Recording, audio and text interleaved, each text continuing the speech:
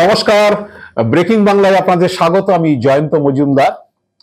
প্রাক্তন বিচারপতি তথা তমলুকের বিজেপি সাংসদ অভিজিৎ গঙ্গোপাধ্যায়কে নিয়ে আমি ভেবেছিলাম যে ভিডিও করব না, কারণ অভিজিৎ বাবুর বাজারটা এখন বিশেষ ভালো নয়। কারণ তিনি, আপনারা জানেন যে গো ব্যাক শোনাতে ইতিমধ্যে ডাবল করে ফেলেছেন, কবে আবার হ্যাট্রিক করবেন কেউ জানে না।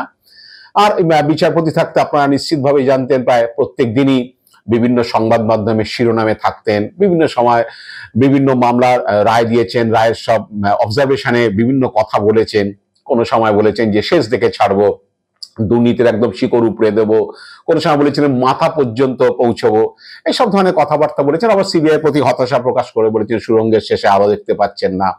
সিবিআইকে নানান রকম ভৎসনা করেছেন, প্রধানমন্ত্রীর দপ্তরকে চিঠি দেবেন বলেছিলেন সিবিআই আধিকারিকদের অপদার্থতার জন্য। এরকম তিনি বিভিন্ন সময় শিক্ষা দুর্নীতি নিয়ে যে সমস্ত রায় বা আদেশ দিয়েছিলেন, তো সেই নিয়ে নানান সময় প্রায় প্রত্যেক দিনই নিত্যদিন তিনি সংবাদের শিরোনামে থাকতেন। তখন এক প্রকার প্রায় হিরো হয়ে গেছিল, তো কেউ ভগবানও বানিয়েছিলেন। তো যাই হোক, বিজেপিতে আসার পর আর ইমেজ কিছুটা ধাক্কা খায়। রাজনীতিতে নাম লেখালে আপনারা জানেন যে সেই আসলে তিনি আর থাকতে পারেন না। যাই হোক, তিনি নির্বাচনে লড়লেন, সাংসদ হলেন। কিন্তু যেটা হলো যে গত বছর আপনারা দেখেইছিলেন যে যখন আরজিকর নিয়ে আন্দোলন হচ্ছিল, সেই সময় জুনিয়র ডাক্তারদের আন্দোলনে গিয়ে তিনি গো ব্যাক স্লোগান শুনেছিলেন, মনটা খারাপ হয়েছিল, চলে এসেছিলেন সেখান থেকে। তারপরে যেটা হলো যে আবার যখন এবছর এপ্রিলে এই 26,000 চাকরি বাতিলের আদেশ হলো সুপ্রিম কোর্ট থেকে, তখনও তিনি ইনিশিয়েটিভ নিয়েছিলেন, একটা একটা ভূমিকা নিতে চেয়েছিলেন, যে ভূমিকাটাতে তিনি বোঝাতে চেয়েছেন যে তিনি হচ্ছেন সবকিছু সমাধান করে দেবেন। এরকম ধরনের উদ্যোগ নিয়ে একটু ফেঁসেও গিয়েছিলেন। সেই সময় পার্টি থেকে একটু চাপ এসেছিল, কারণ কেন তিনি মুখ্যমন্ত্রীকে এ বিষয়ে চিঠি দিয়ে তার সঙ্গে আলোচনায় বসা বা কমিটি তৈরি করা, এসব নিয়ে হয়েছিল। যাক, শেষ পর্যন্ত কসবাতে যে ডিআই অফিসে পুলিশের লাঠিচার্জ তাকে বাঁচিয়ে দিয়েছিল। তিনি বলেছিলেন যে শিক্ষকদের উপর লাঠিচার্জ হয়েছে, তাই তিনি ওইসব ব্রাত্য বসুর কাছে তিনি চিঠি দেবেন না, যেটা মুখ্যমন্ত্রীকে দেওয়ার জন্য তিনি ঠিক করেছিলেন। সেই চিঠি ছিঁড়ে ফেললেন, অনেক কিছু হলো। এবং পরবর্তীকালে যখন তারা শিক্ষকরা যখন ধর্নায় বসলেন এসএসসি ভবনের সামনে, সেই ধর্নায় গিয়ে তিনি বেইজ্জত হলেন, তাকে গো ব্যাক স্লোগান শুনতে হলো। তিনি সেখান থেকে, এবং কার্যত তাকে তাড়া করা হয়েছিল, তো তিনি সেখান থেকে চলে আসা পরে অভিজিৎ গাঙ্গুলি চুপচাপ।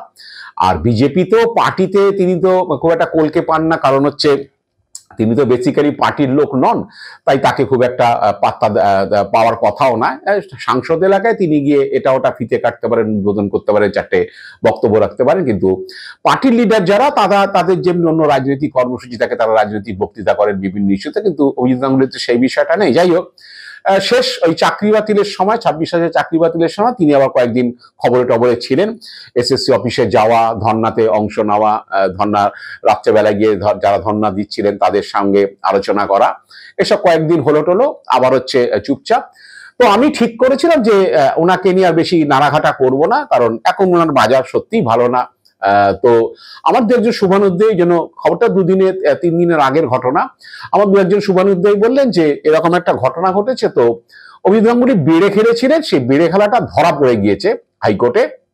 আপনারা জানেন যে 2023 সালে প্রাথমিকের শিক্ষক নিয়োগের, যেটা 2014 টেটের এগেনস্টে 2016 সালে নিয়োগ হয়েছিল, সেই 32,000 চাকরি বাতিল করেছিলেন অভিজিৎ গঙ্গোপাধ্যায়, তার সিঙ্গেল বেঞ্চ।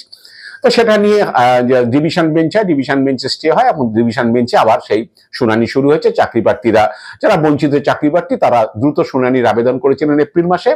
সেই সূত্রে যে মে মাসে মঙ্গলবার দিন তার শুনানি হয়েছিল, এবং বিচারপতি তপব্রত চক্রবর্তী এবং বিচারপতি ঋতব্রত মিত্রের বেঞ্চে সেই শুনানি শুরু হয়েছে। এটা এখন চলবে।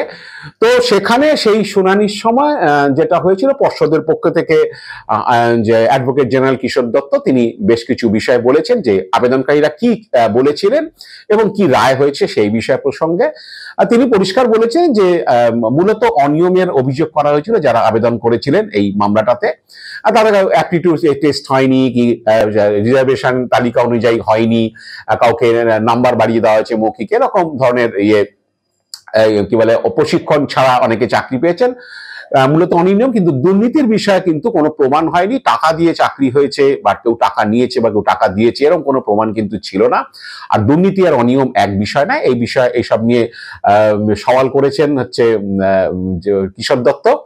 এবং সর্বোপরি যেটা তিনি বলেছেন যে চাকরি প্রার্থীরা আবেদনকারীরা যারা ছিলেন তারা কিন্তু চাকরি বাতিলের আবেদন করেননি, কিন্তু সিঙ্গেল বেঞ্চ চাকরি বাতিল করে দিয়েছে 32,000 চাকরি শিক্ষকের। তো এইটা নিয়েই প্রশ্ন উঠেছে যে যারা চাকরি বাতিলের আবেদনটা করলেন না, কারণ আবেদনকারীরাই তো চাইবেন যে চাকরি বাতিল হোক, যেমন যে এসএসসির ক্ষেত্রে বিকাশ ভট্টাচার্যরা চেয়েছিলেন পুরো প্যানেল বাতিল হোক যারা চাকরি পেয়েছেন। তো এখানে যে আবেদনকারীরা ছিলেন তারা কিন্তু তাদের পিটিশনে অনিয়ম যে যে ক্ষেত্রে তারা মনে করেছে সেই সব অনিয়মের বিষয়টা তুলে ধরেছেন, এবং যার ফলে কিশোর দত্ত বারবার বলেছেন যে অনিয়ম করে চাকরি হয়েছে এই প্রমাণ কিন্তু হাইকোর্টে সিঙ্গেল বেঞ্চ কিন্তু দিতে পারেনি, যদিও বর্তমানে ডিভিশন বেঞ্চের বিচারপতিরা বলেছে অনিয়ম যে হয়নি সেটা পর্ষদকে প্রমাণ করতে হবে।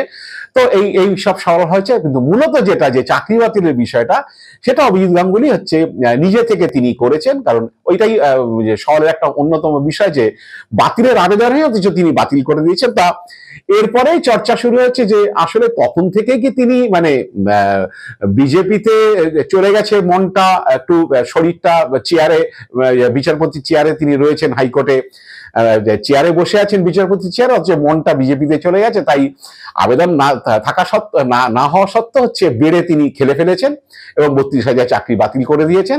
তাই এটা প্রশ্ন উঠেছে, এবং আপনারা জানেন যে উনি যখন চাকরি ছেড়ে, কারণ উনি তো অবসর নেননি, চাকরি ছেড়ে বিজেপিতে যোগদান করেছিলেন এবং তখন বলেছিলেন যে তিনি দলের সঙ্গে যোগাযোগ রাখছিলেন, এবং তাই নিয়ে যে তৃণমূল কটাক্ষ করেছিল যে বিচারপতির কাজ করছেন, বিভিন্ন আদেশ দিচ্ছেন, অথচ তিনি বলছেন যে বিচারপতি চাকরি থাকাকালীন হচ্ছে তিনি বিজেপির সঙ্গে যোগাযোগ করেছিলেন, তারপর তিনি সিদ্ধান্ত নেন যে বিজেপিতে যোগদান করবেন এবং তারপর তিনি চাকরি ছেড়ে দেন।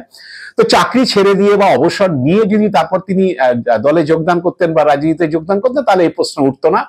তো এখন এই মামলার ক্ষেত্রে একই কথা উঠেছে যে আসলে কি ওই মনটা হচ্ছে বিজেপিতে চলে গিয়েছে, উড়ু একটু অমিত শাহ বা অন্য তাদের যারা লোকজন আছে সেখানে ফিলার টিলার পাঠিয়ে কি বলে বিজেপিতে যোগদান, এবং যোগদানের সঙ্গে সঙ্গে তমলুক আসনটাকে নিশ্চিত করা যে তমলুকে লড়বেন, এইসব সব পাকাপোক্ত হয়ে যখন করছিলেন তখনই কি সেই মনস্থির করার সময় কি এই রায় মানে এই চাকরি বাতিলের রায় দিয়েছিলেন?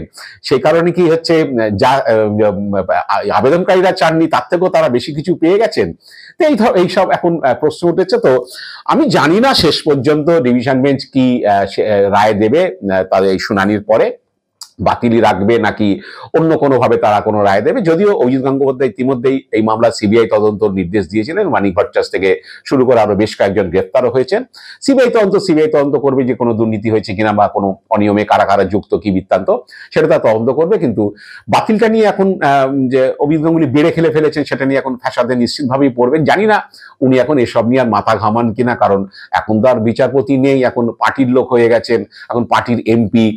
এখন কেউ কিছু বললে, প্রশ্ন তুললে তিনি বলবেন যে রাজনৈতিক প্রতিহিংসা চরিতার্থ করার জন্য এগুলো করছে, আমার বিরুদ্ধে সব করা হচ্ছে। কিন্তু ঘটনা যদি তাই হয় যে আবেদনকারীরা যা কাজ করেননি তাই তিনি করেছেন, তাহলে কি এটা সত্যি সত্যি প্রমাণিত হয় যে তিনি চেয়ারে বসে হচ্ছে তিনি একটা রাজনৈতিক পক্ষপাত দুষ্ট হয়ে তিনি কি বলে আদেশগুলো দিচ্ছিলেন বা দিয়েছিলেন, যেটার কারণে আজকের এইসব জিনিসগুলো বেরিয়ে আসছে? আমি জানি না, সেটা উনি নিশ্চিতভাবে বলতে পারবেন। আজ এ পর্যন্তই। আপনারা ভালো থাকবেন, সুস্থ থাকবেন। নমস্কার।